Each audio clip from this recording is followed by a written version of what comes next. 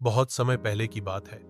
उत्तर भारत के एक घने जंगल के किनारे बसा था एक शांत गांव सुल्तानपुर। ये गांव दिन में तो आम गांव जैसा लगता, लेकिन रात पड़ते ही यहां सन्नाटा छा जाता। गांव के बड़े बुजुर्ग कहते थे कि रात को 9 बजे के बाद कोई बाहर न निकले, क्योंकि तब एक भूतिया चुड़ैल गांव में घूमने आती थी। उस चुड़ैल का नाम था रूहबाई। कहा जाता था कि वह कभी इसी गांव की एक स्त्री थी, जिसकी शादी जबरदस्ती एक जमींदार से कर दी गई थी। शादी के बाद उसके साथ अत्याचार हुए और एक दिन वह जंगल में जाकर खुद को आग लगा बैठी। तब से हर अमावस की रात वह एक पिशाचिनी बनकर लौट आई बदला लेने। धीरे धीरे गांव में अजीब घटनाएं होने लगी। कोई बच्चा अचानक गायब हो जाता तो किसी घर के दरवाजे पर खून के निशान मिलते, और सबसे डरावनी बात, जिसे भी चुड़ैल उठाकर ले जाती वो कभी वापस नहीं आता।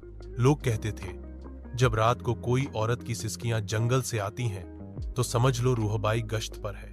वह सफेद साड़ी में लिपटी, लंबे खुले बालों वाली, उल्टे पांव चलने वाली एक छाया थी, जिसकी आंखें अंगारों जैसी लाल थीं।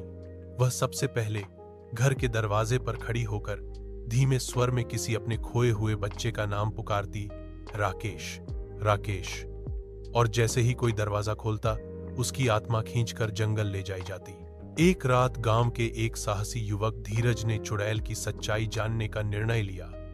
उसने गांव के पुजारी से खास रक्षा ताबीज और मंत्रों का ज्ञान लिया और अमावस की रात अकेले जंगल की ओर निकल गया। जंगल में पहुंचते ही उसे ठंडी हवाएं महसूस हुईं, पेड़ हिलने लगे और वह रोने की आवाज सुनने लगा। अचानक एक धुंधली छाया सामने आई, वही रूहबाई। उसने कहा, मुझे मेरा बच्चा लौटा दो, वरना तुम भी यहीं सड़ोगे। धीरज ने ताबीज हवा में घुमाया और मंत्रों का जाप शुरू किया। चुड़ैल चीखी, उसकी चीखों से पूरा जंगल थर्रा उठा, मगर ताबीज की शक्ति से उसका शरीर जलने लगा।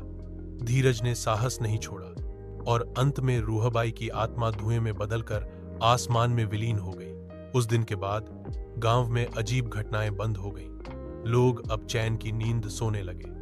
धीरज गांव का हीरो बन गया, लेकिन उसने कभी उस रात का किस्सा दोबारा नहीं सुनाया, क्योंकि उसकी आंखों में अब भी उस चुड़ैल की चीखें गूंजती थीं।